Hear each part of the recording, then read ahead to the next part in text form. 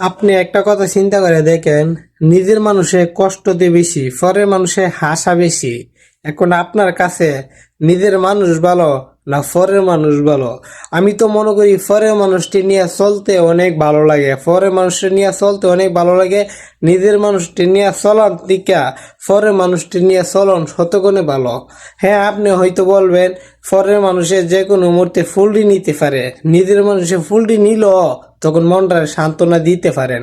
ভাই, পরের মানুষে ফুলটি দিলে তখন আপনি ভাববেন কি, হে পর মানুষ, হে আমার কোনো লোকদের না, ফুলটি দিলে দিতে সমস্যা নাই, জাগা।